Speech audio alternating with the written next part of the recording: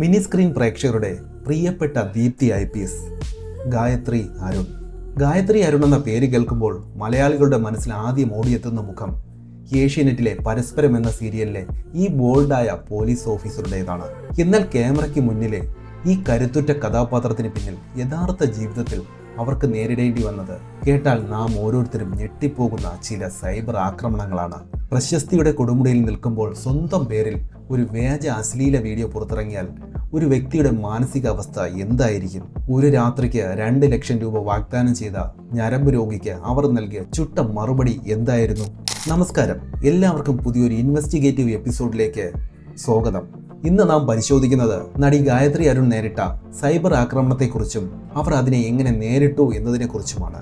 മലയാള television ചരിത്രത്തിൽ തന്നെ ഏറ്റവും വലിയ ഹിറ്റുകളിലൊന്നായിരുന്നു പരസ്പരം എന്ന സീരിയൽ.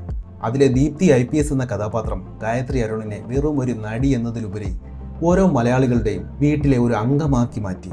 അവരുടെ അഭിനയ മികവും സ്ക്രീൻ പ്രസൻസും വളരെ വേഗം തന്നെ അവർക്ക് സിനിമയിലേക്ക് വഴി തുറന്നു കൊടുത്തു. സീരിയലിൽ നിന്ന് അധികം വൈകാതെ തന്നെ സിനിമയിലും അവർ നായികയായും എത്തി.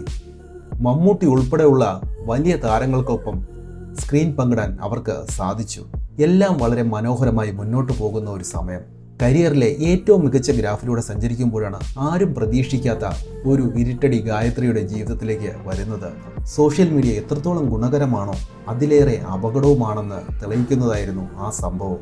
വർഷങ്ങൾക്ക് മുമ്പ് വാട്സാപ്പിലും ഫേസ്ബുക്കിലും കാട്ടുതീ പോലെ ഒരു അശ്ലീല വീഡിയോ പ്രചരിച്ചു. അത് ഗായത്രി അരുണിൻ്റേതായിരുന്നു എന്ന പേരിലാണ് ഷെയർ ചെയ്തിരുന്നത്. ഒരു നിമിഷം കൊണ്ട് താൻ അധ്വാനിച്ചുണ്ടാക്കിയ സൽപ്പേരും ഇമേജും തകർന്നടിയുന്നത് ഗായത്രിക്ക് നോക്കി നിൽക്കേണ്ടി വന്നു. സാങ്കേതിക വിദ്യയെ ദുരുപയോഗം ചെയ്ത് നിർമ്മിച്ച ആ മോർഫ്ഡ് വീഡിയോ ഗായത്രിയുടെ വ്യക്തി ജീവിതത്തിൽ ഉണ്ടാക്കിയ പ്രത്യാഘാതങ്ങൾ ചെറുതായിരുന്നില്ല. ഒട്ടേറെ രാത്രികളിൽ ആ പെൺകുട്ടി കരഞ്ഞു തീർത്തു. സ്വന്തം കുടുംബത്തിനു മുന്നിലും സമൂഹത്തിനു മുന്നിലും അവർക്ക് ഉത്തരങ്ങൾ നൽകേണ്ടി വന്നു. എന്നാൽ തളർന്നിരിക്കാൻ അവർ തയ്യാറായിരുന്നില്ല. സ്ക്രീനിലെ ദീപ്തി IPSനെ പോലെ തന്നെ യഥാർത്ഥ ജീവിതത്തിലും അവർ നിയമത്തിൻ്റെ വഴി സ്വീകരിച്ചു. ധൈര്യപൂർവ്വം അവർ പോലീസിന് പരാതി നൽകി. കേരള പോലീസ് നടത്തിയ ഊർജിതമായ അന്വേഷണത്തിനൊടുവിൽ ഈ വ്യാജ വീഡിയോ പ്രചരിപ്പിച്ച ആളെ പോലീസ് അറസ്റ്റ് ചെയ്തു. ആ അറസ്റ്റ് ഇത്തരം സൈബർ കുറ്റകൃത്യങ്ങൾ ചെയ്യുന്നവർക്കുള്ള വലിയൊരു മുന്നറിയിപ്പ് കൂടെയായിരുന്നു. ആ പ്രതിസന്ധിയെ അവർ ധീരമായി തന്നെ മറികടന്നു.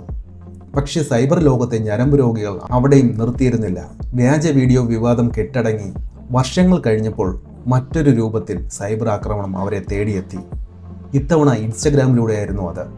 സിനിമാ സീരിയൽ നടിമാർ എന്നാൽ എന്തിനും തയ്യാറായി നിൽക്കുന്നവർ എന്നാണ് ചിലരുടെ വികലമായ ചിന്താഗതിയാണ് ഇതിന് കാരണം. ഇത്തവണ ഗായത്രിയെ തേടിയെത്തിയത് വളരെ അശ്ലീലമായ ഒരു മെസ്സേജ് ആയിരുന്നു. ഒരു യുവാവ് അവരോട് വളരെ മോശമായ രീതിയിൽ സംസാരിക്കുകയും ഒടുവിൽ ഒരു രാത്രിക്ക് 2 ലക്ഷം രൂപ തരാം, എൻ്റെ കൂടെ വരാമോ എന്ന് ചോദിക്കുകയും ചെയ്തു. സാധാരണഗതിയിൽ പലരും ഇത്തരം മെസ്സേജുകൾ ബ്ലോക്ക് ചെയ്ത് ഒഴിവാക്കുകയോ പ്രതികരിക്കാതിരിക്കുകയാണ് പതിവ്.